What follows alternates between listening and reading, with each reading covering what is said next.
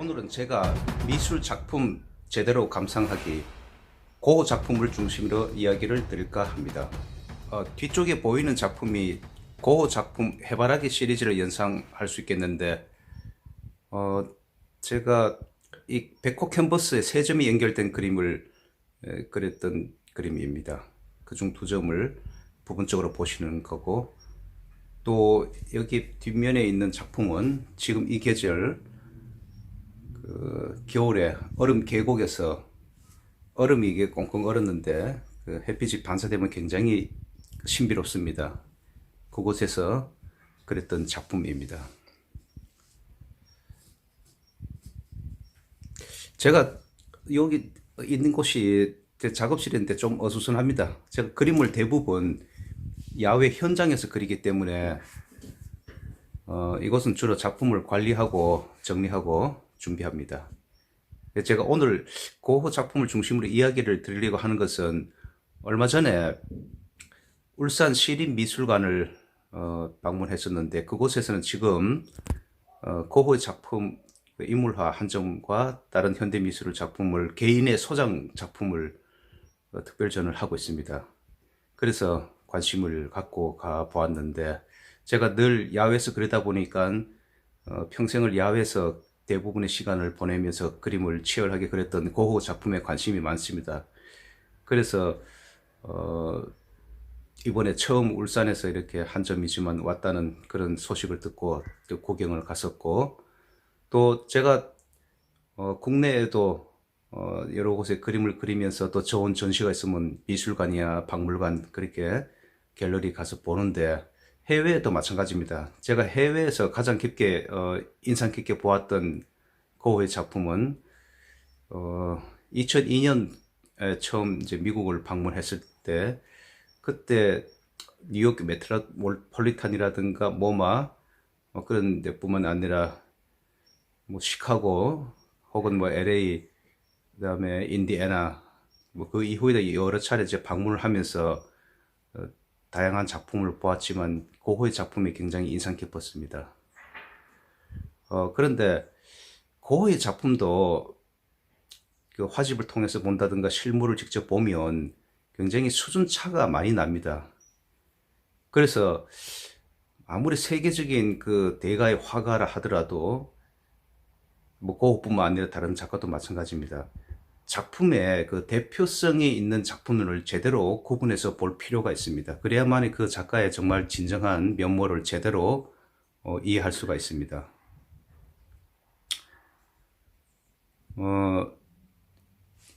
울산에 엊그저께 제가 가서 보았던 고흐의 인물 작품은 포스터 안내로 봤을 때는 크기를 전혀 알 수가 없었습니다. 그래서 직접 가서 보니까 뭐 손바닥이 펼쳤을 때 크기 정도, 굉장히 좀 작았거든요. 그런데 제가 그동안 보아왔던 그림들 중에서 그 정도 작은 그림이, 그 그림이 처음 봤습니다. 굉장히 작았었는데 조금 이제 아쉬운 생각은 좀 들었지만은, 제가 여러 나라에서 갈 때 그림을 보았던 고흐의 작품들은 뭐 대략 캔버스 한 20호 혹은 50호 그 내외로 그렇게 큰 작품들은 그렇게 많지는 않았습니다. 고흐가 주로 야외에서 그러다 보니까 아마 그런 이동의 문제도 있어서 그러는지 아니면 경제적인 문제도 있어서 그런지 정확히는 확인이 어렵겠지만, 어쨌든 그렇게 큰 그림은 아니지만 이제 중간 크기 정도 작품을 주로 많이 그렸었고, 그런데 미술 재료를 사용한 것이 또 열렬한 그 후원자인 동생의 지원으로 대부분은 그림이 그 좋은 물감으로, 그래서 그런지 보존 상태가 좋은 편이지만은 간혹가다 굉장히 그 상태가 안 좋은 그림도 보았습니다. 그래서 그런 그림을 보면 좀 아니다 싶은 생각도 들고, 혹은 뭐 미안성도 마찬가지겠죠. 그런데 제가 재작년에 네덜란드에 있는 암스테르담 고호 미술관을, 그곳에서 수백 점, 몇 층으로 되어 있는 건물인데 그곳에 보면서 고호의 진가를 다시 한번 곰곰이 볼 수 있었는데, 그런데 네덜란드 그 미술관에 가기 이전에 제가 또 가장 인상 깊었던 곳은 독일 뮌헨의 있는 미술관에서 그곳에서 고호 작품의 해바라기와 또 풍경 시리즈 몇 점을 보았었는데 굉장히 작품의 수준이 높았습니다. 그 그림을 보고 고흐의 그림에 대해서 진가를 다시 한번 느끼게 되었습니다. 그런데 독일 그 뮌헨에 있는 미술관은 고흐 작품이 그렇게 많이 갖고 있지는 않았었는데 그 전시장이 현대 미술과 고전 근대 미술을 다양하게 갖고 있었습니다.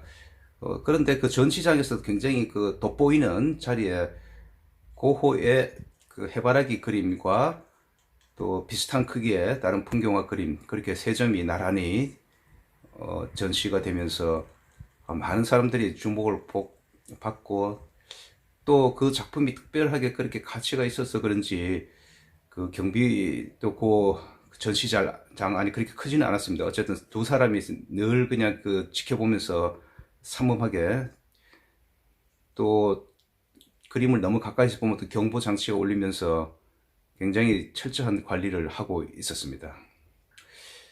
그런데 제가 그 그림을 보면서 저는 사실 그림을 보면 금방 스쳐 지나가는 것이 아니라 앞에서도 보고 뒤에서도 보고 옆에서도 보고 한참을 보다가 또 다른 데를 쭉 둘러보고 또 다시 와서 보고 또 합니다. 그래서 그림을 한 번, 두 번 볼 때, 세 번 볼 때 와닿는 느낌은 다르거든요. 그래서 그 그림에 대해서 많은 것을 생각하게 됐는데 그 그림과 재작년에 그 네덜란드 암스테르담의 반 고흐 미술관에서 해바라기 그림을 좀 많은 비교를 하게 됐습니다. 물론 그 위에도 제가 고흐의 해바라기 그림과 다른 것을 보았었지만 어쨌든 그 두 그림은 고흐의 해바라기 그림들 중 대표작일 것 같습니다.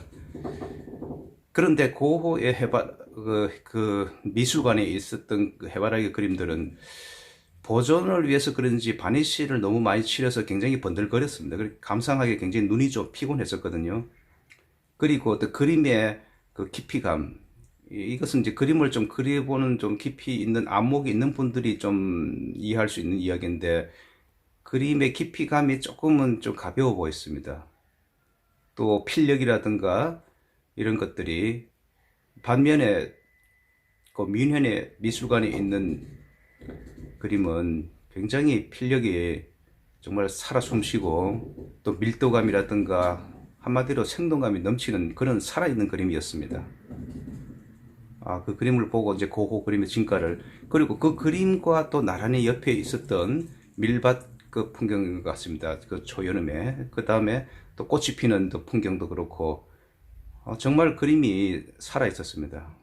해바라기 그림은 약간 그 군데군데 금이 갈라진 것도 많이 있고 하지만 전체적으로는 상당히 건강한 상태였습니다. 근데 그 옆에 다른 그림들은 훨씬 더 건강하게 보존 상태가 그리고 색감이라든가 이런 것들이 방금 그렸는 것처럼 굉장히 싱싱하고 좋았습니다. 그 색감이 싱싱하고 방금 그린 것처럼 좋다는 것은 고흐의 초창기 그림들과 비교하면 많은 차이가 있습니다. 초창기 그림은 어떠한 이유에서든지 그림이 전체적으로 좀 그림 자체도 어둡지만 색깔도 많이 탈색이 됐었더라고요. 아마 이번에 그 울산 시립미술관에서 그 고흐 그 인물화 한 점 작은 그림이지만 그 그림도 초창기 그림인 것 같아요. 인물이 좀 어두운 그런 상태의 그림인데 그 초창기 그림 중에서도 고흐의 그림의 대표작은 그 미술관의 반 고흐 미술관 그 암스테르담에 있는 그곳에 있는 들어가는 입구 1층에 있습니다. 1층에 있는데 감자를 깎아 먹는 사람. 그 그림은 정말 그 감동입니다. 멋집니다. 그 그림은 정말 그 습작도 또 있고 또 다른 것도 이렇게 하는데 그 작품이 이제 캔버스 약 50호 정도 크기인데 초창기 그림이지만은 굉장히 절실한 그 삶의 치열한 모습이 그대로 다 나타나 있습니다. 실제 보니까 또 그 그림도 갈라짐이 많고 좀 변색도 많은 것 같지만 어쨌든 그림 자체의 그 우수한 뛰어난 면은 정말 감동이었습니다. 그 다음에 그 미술관에서 층층이 고흐의 대표작들이 많이 있는데 제가 보기에는 그 전체 그 수백 점 되는 고흐 미술관에서 가장 대표적인 작품은 제 기억으로는 제 인상으로는 그 꽃피는 아몬드 나무 그 그림이 가장 감동적으로 보존 상태도 완벽했었고 필력이라든가 모든 것들이 최고의 경지가 아니었던가. 고흐 작품들 중에서 뭐 시리즈별로 유명하죠. 해바라기 자화상 시리즈, 그다음에 풍경 시리즈 쭉 있고 하는데, 뭐 사람들과 취향에 따라 다르겠지만 어쨌든 전체적으로 종합해서 봤을 때 그 꽃피는 아몬드 나무가 가장 절정의 그런, 이거 뭔가 좀 잘 그렸다라고 하는 그런 뭐 단순한 그런 표현으로 말하기 어려운 어떤 경지에 올라선 그런 그림인 것 같습니다. 그러한 경지에 오른 그림이 이제 해바라기 그림 중에서도 그 한두 작품 같은 경우 꼽을 수 있겠고, 또 그다음에 자화상 시리즈도 그렇고. 근데 그 그림들이 공통적으로 뭐냐 하면 소용돌이 치는 듯한 그런 굉장히 격정적인 게 느껴집니다. 가장 대표적인 게 별이 빛나는 밤이죠. 그러니까 별이 빛나는 밤이라든가 론강의 별이 빛나는 그 밤 풍경, 그 다음에 또 해바라기, 그 다음에 자화상, 그렇게 뭐 한두 손 꼽을 정도의 몇몇 작품은 정말 그 어떤 경지에 올라선 그런 그림들입니다. 그 다음에 소용돌이 치는 듯한 그 삶의 그 내면적인 심리와 정신적인 것이 그대로 그림 위에 나타나는 거죠. 뭐 비록 캔버스에 물감으로 그린다 하지만 그 경지는 정말 그런 치열한 과정과, 그 치열하다는 것은 그림에서도 굉장히 속도감과 뭐 이렇게 복합적인 것이 있는 것도 있지만, 때로는 아몬드 꽃피는 나무는 그러한 단계를 넘어선 정말 고요하면서 평화로운, 정말 아름답고 사랑스러운 그런 분위기, 이런 것이 고흐 그림의 결정체가 아닌가. 그런데 그 그림에서 어쨌든 여러분들이 실물을 직접 비교해 보면 그림의 깊이감과 생동감의 차이가 뚜렷하게 난다는 거, 이 점을 제가 이제 강조해서 오늘 얘기 드리고 싶은 겁니다. 그래서 혹시 기회 된다 그러면 독일의 뮌헨에 그 미술관 이름이 피나코타든가 어쨌든 그럴 겁니다. 거기에 있는 그림을 꼭 보시기를 권해드립니다. 그 다음에 고흐 미술관에 암스테르담 가더라도 그 아몬드 꽃이 피는 나무, 그 다음에 뭐 감자를 먹는 사람들, 뭐 그런 대표작들을 꼭 보시길 권하고, 그 다음에 또 풍경 그림 중에서 밀밭 수확하는 사람 풍경 그림이 굉장히 또 인상 깊습니다. 그것도 굉장히 소용돌이 치는데, 그 그림이 고흐 미술관에 있는 그림 한 점과 또 독일의 에센이라고 하는 곳에 있는 미술관에서도 그 대표작을 소장하고 있습니다. 에센 미술관에서도 고흐의 작품이 여러 점 있는데, 그 밀밭 그 수학을 하는 그 사람 그림 거의 한 95% 비슷합니다. 비슷한데 엄밀히 보면 다릅니다. 다른 그림이에요.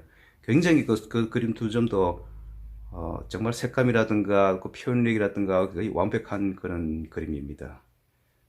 이 작품들을 일단은 먼저 보시면서 고흐의 어떤 그 진가를 제대로 감상하시기를 권하고, 다음에 기회 되면 제가 좀 더 구체적으로 고흐 미술의 특징이라든가 그 감동을, 제가 내년에도 뭐 유럽에 방문할 계획인데 기회 되면 네덜란드 암스테르담 혹은 다른 데 가서 또 고흐 그림을 좀 더 가까이서 보면서 실제 본 느낌 이야기를 전해드릴까 합니다. 감사합니다.